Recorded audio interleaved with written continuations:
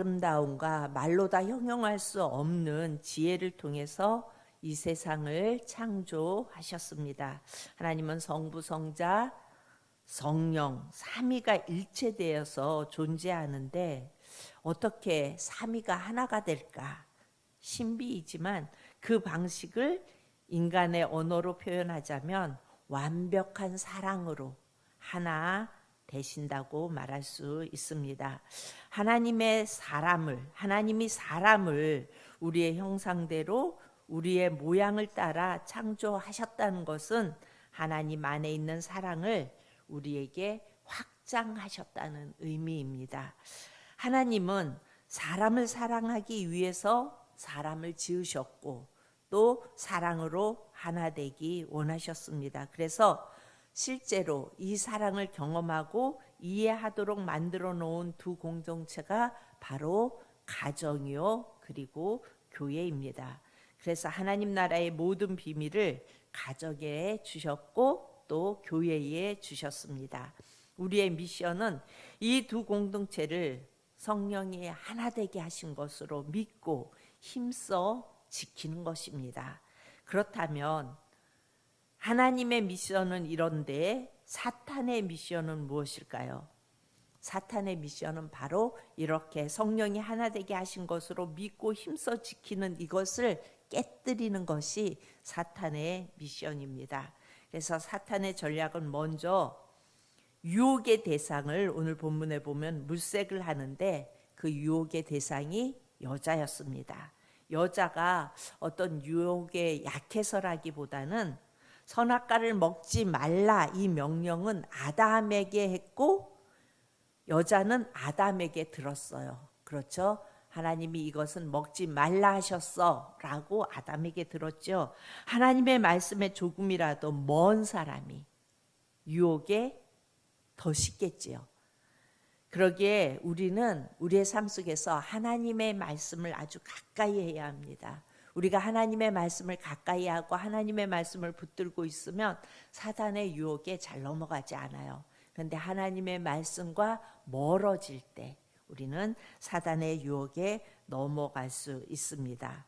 하나님의 음성이 아니라 사단의 음성에 귀를 기울일 때 보는 것이 달라지기 시작해요.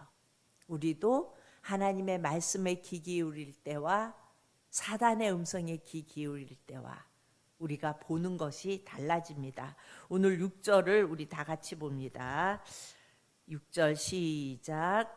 여자가 그 나무를 본즉 먹음직도 하고 보암직도 하고 지혜롭게 할 만큼 탐스럽기도 한 나무인지라.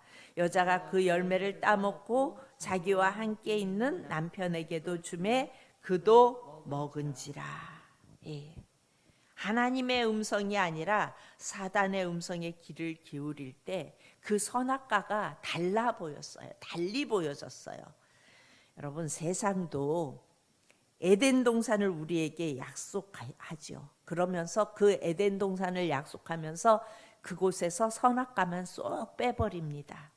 선악과가 없는 에덴 동산이 결코 좋은 것이 아닙니다. 자기 자신의 만족과 그리고 유익을 추구하는 모든 행위가 어찌 보면 내가 만족하고 내가 좋고 그래서 좋은 것 같지만 이런 행위가 좋을 것 같지만 아니라는 거예요. 그 가운데 하나님이 계시지 않는 그곳은 좋은 것이 아닙니다. 사탄은 매일매일 우리를 선악과 밑으로 우리를 끌고 가려고 안간힘을 써요. 그리고 그곳에 끌고 가면 우리는 보는 것이 달라집니다. 우리 눈에 비춰지는 것이 달라집니다.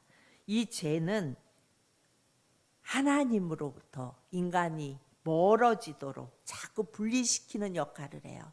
그래서 죄가 우리에게 조금이라도 들어오면 우리는 자꾸 하나님으로부터 분리되어지고 멀어지게 되는 것을 볼 수가 있습니다.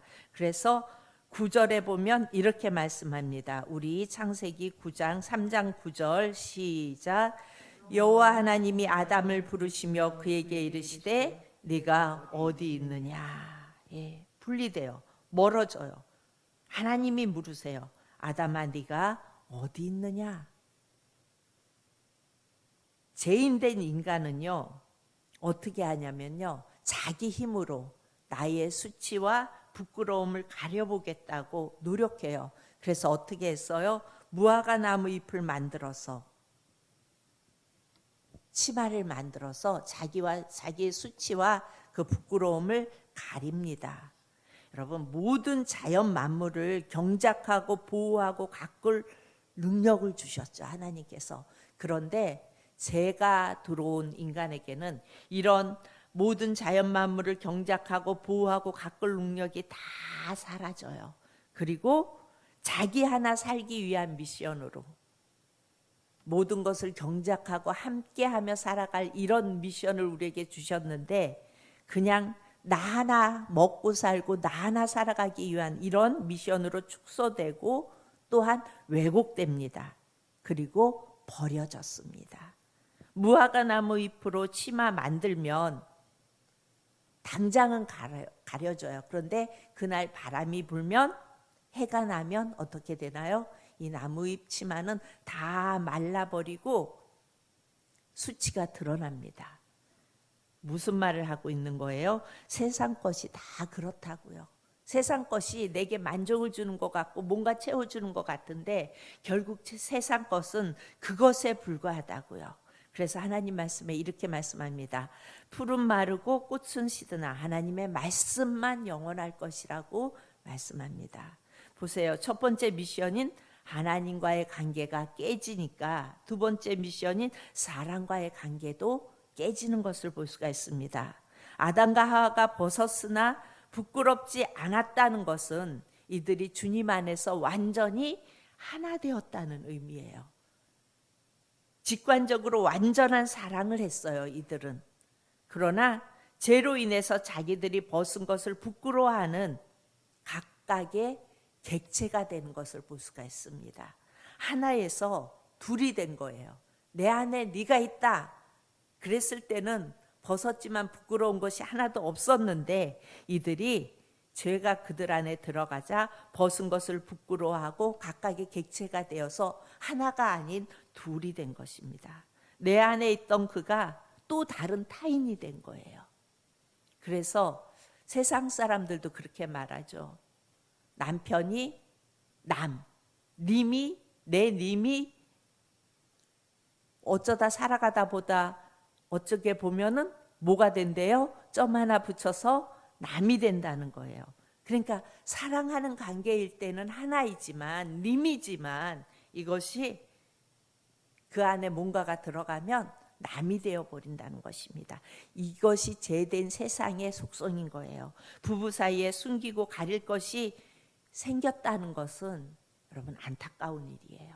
이것은 문제가 되었다는 일입니다. 사탄은 하나님의 약속을 깨버리고 공동체를 자꾸 파괴하려고 해요. 가정을 파괴하려고 하고 교회를 파괴하려고 합니다. 그렇게 하나님을 떠나 약속을 깨뜨린 이들, 그래서 하나 되었던 것이 둘이 되고 이렇게 되었던 이들이 하나님께서 말씀하시기를 너희가 먹으면 죽으리라 말씀하셨는데 죽지 않았습니다. 우리 21절을 다 같이 봅니다. 21절 시작. 여호와 하나님이 아담과 그의 아내를 위하여 가죽 옷을 지어 입히시니라. 여호와 하나님이 아담과 그의 아내를 위하여 분명 죽는다고 말씀하셨어요. 선악과를 먹는 날에는 죽으리라 그랬는데 이들이 먹었죠. 하와가 따서 먹고 함께한 남편에게도 가져다 주고 둘 다 먹었어요. 그런데 이들은 죽지 않았습니다. 하나님은 자신이 지은 창조물의 첫 번째로 희생을 시킵니다. 그래서 그 희생을 시키고 그 희생의 가죽으로 옷을 지어서 아담과 하와에게 입히십니다. 이것이 첫 제사예요. 제사는 왜 드려요? 제사함을 받기 위하여. 구약시대에 드렸던 제사들은 내가 뭔가 잘못을 하면 동물을 드리고 그 동물로 제사를 드려서 내 죄 사함을 받죠. 내 죄를 그 동물에게 전가시키고 그리고 그 동물이 죽음으로 내 죄가 사함을 받았어요. 그런데 지금 이 아담과 하와가 죽어야 할 이 상황 속에서 하나님은 당신의 창조물 중에서 하나를 죽이셔서 그 가죽으로 가죽옷을 입혀서 지어서 입히십니다. 그리고 이것은 예수님이 어린 양이 되셔서 십자가에 죽으심으로 보혈의 피로 우리를 살리실 것에 대한 예표입니다. 구약에는 제사 제도가 있어서 계속해서 우리가 죄를 지을 때에 동물이 대신해서 죽어갔어요. 그런데 여러분 생각해 보세요. 우리가 삶을 살아가면서 죄된 인간이 얼마나 많은 죄를 지어요. 그러다 보면은 얼마나 많은 동물들이 죽었겠어요.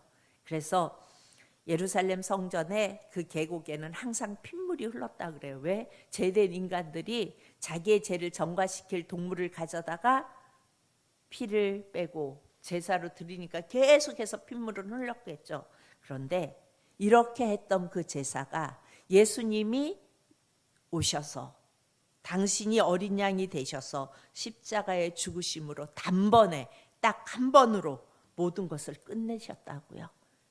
그리고 그 예수님을 믿는 우리는 죄인의 모습이지만 우리 하나님께서 의롭다고 인정해 주신다는 것입니다. 그런데 이 첫 번째의 이 희생이 바로 앞으로 이 땅에 오셔서 죽으실 그 예수님을 예표하고 있다는 것입니다. 여러분, 죄된 우리를 예수님이 제물 되셔서 관계를 회복시켜 주셨어요. 그래서 우리가 주님 앞에 나올 수 있는 것이고, 그래서 우리가 주님께 간구할 수 있는 것이고, 그 주님과 하나 되어 살아갈 수 있는 거예요. 그 주님과 동행할 수 있는 것입니다. 여러분, 이 새벽에 나온 우리 사랑하는 성도님들은요, 예수님 없는 풍요로운 동산을 쳐다보지 말고, 여러분, 세상을 바라보면은 참 풍요롭고 좋은 것 같고 그렇죠. 근데 그 속에 예수님이 없다면 이것은 아무것도 아니에요. 그러니까 풍요로운 동산, 예수님이 없는 풍요로운 동산을 바라보지 마시고 예수님의 사랑이 묻어난 십자가의 동산, 나를 위하여 피 뿌리신, 그래서 내가 구속되었고 그래서 하나님 자녀 되어진 그 동산으로 나아오시기 바랍니다. 그래서 그 동산에서 우리 주님과 동행하며 하나님의 자녀로서 의롭다 인정함을 받고 누리실 수 있는 저와 여러분이 되어질 수 있기를 소원합니다. 이 새벽에 우리가 기도할 제목을